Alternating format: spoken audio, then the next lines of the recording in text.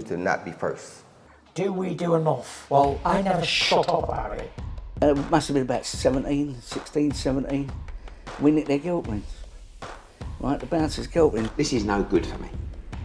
That's the reality. If you want the honest truth, and I see it every day.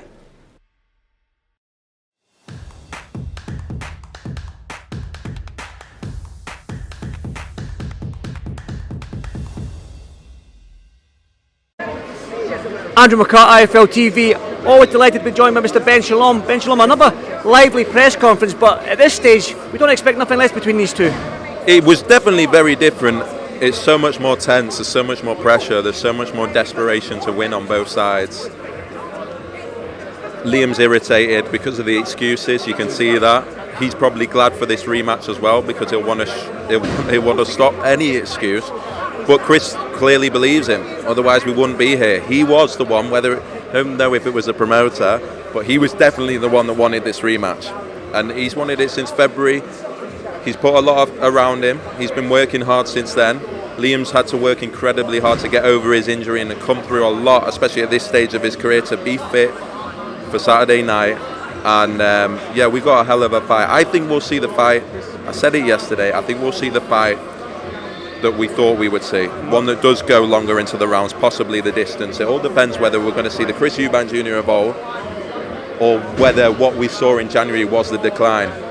Chris clearly believes it wasn't, and clearly believes it was everything to do with his preparation, everything to do with his complacency, his concentration. He's certainly not complacent this time. I've worked with Chris 3 or 4 times now with Kalle. I've never seen an approach like this, but I'm excited.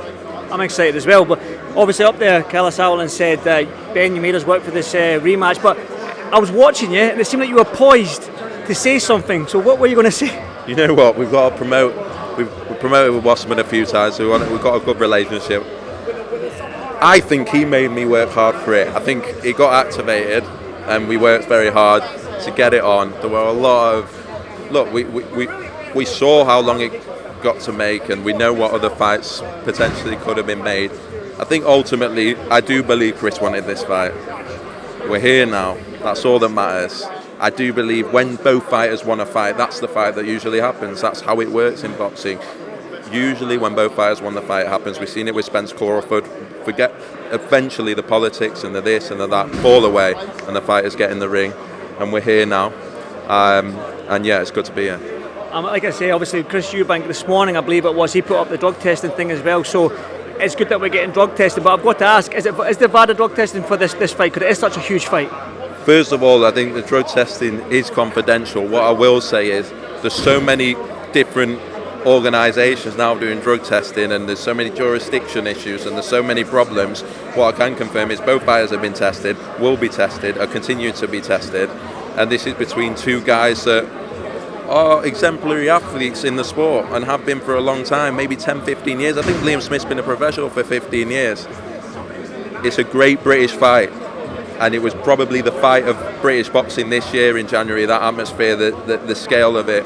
And we get to see it again. It's a credit to both guys. They probably both had other options and yeah, they deserve a lot of credit. But for me, drug testing is so simple. It's one body, it's uniform, everyone invests in it. We know what happens.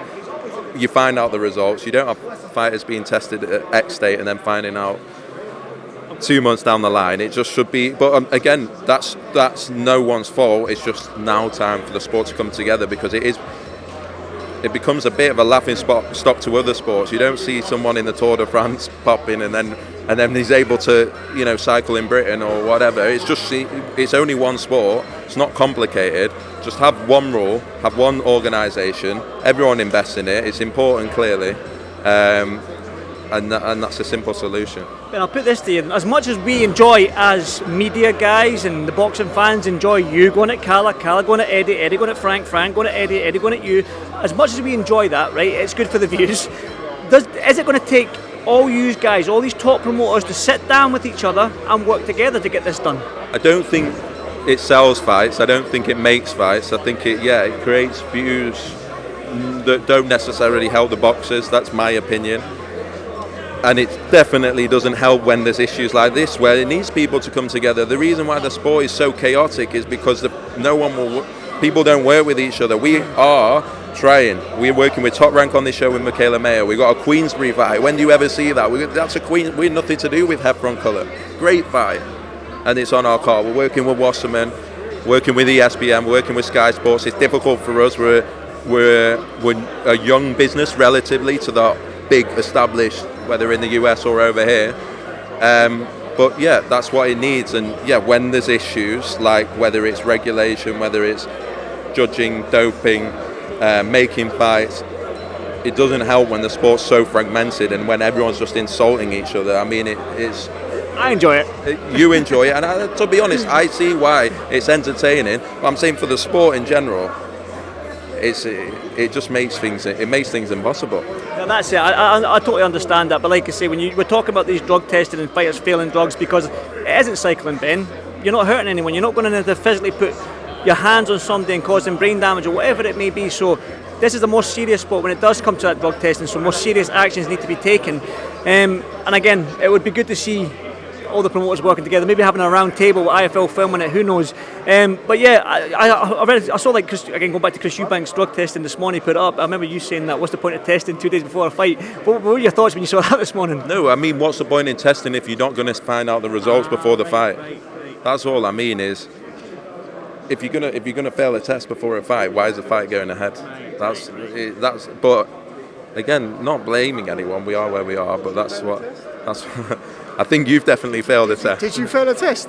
He's failed a test. It's breaking news. Ben Shalom has failed a test. We're not allowed to drug test Kalle, are we? No, that's a cheap shot. Tell you what. Go on. Why don't we do one together? Right now. Yeah. I'm talking about a test, not something else. You're all cheeky there, eh? Getting excited. We're talking about the promoters working together, Kalle.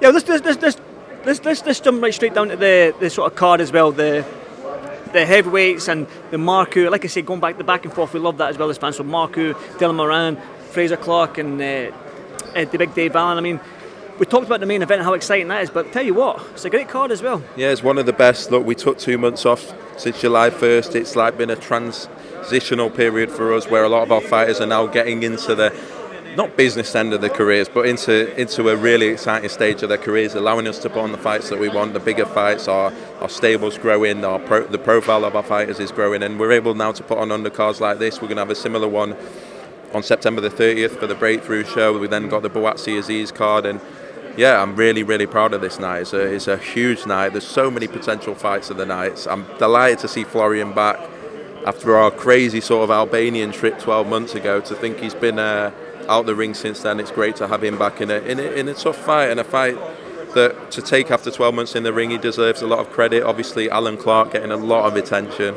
Adam Azim in the fight of his career, in the biggest test of his career, and we get to see, can he cope with the pressure in a box office fight? We know he's got the talent. We know where he wants to be. We know what he's doing in the gym. This is now on the big stage, and then obviously the British title, the home local British title, that's sold so many tickets. I didn't quite realise how much attention that would get in the city, but it's been big. One final one from me then, Ben. You went to Poland, you've been to Albania like you just mentioned, and obviously you're looking to branch out. Have you got any?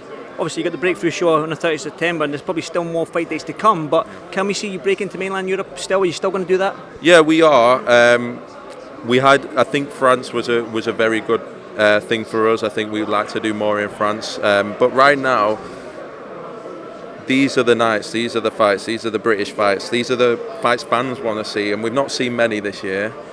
I think ultimately, when it comes down to it, as a fan, all you want is 50-50 fights, and it's hard to always put on as a promoter, but that's all fans really want. They want the British guys, they want the best guys, they want them going head to head.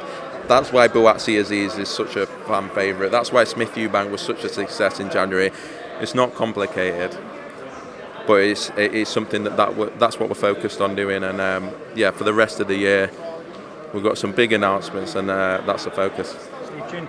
We're looking forward to the weigh-in tomorrow, but I'm guessing that's going to be a nice spicy weigh-in with Florian Marku and Dylan Moran, and obviously Smith Eubank. So I'm looking forward to that as always. But thank you as always, Ben. It's a pleasure to speak to you, mate. Thank you. Choose to not be first. Do we do enough? Well, I never shut up about it. It must have been about 16, 17. We nick their guilt rings. Right, the bouncer's guilt ring. This is no good for me.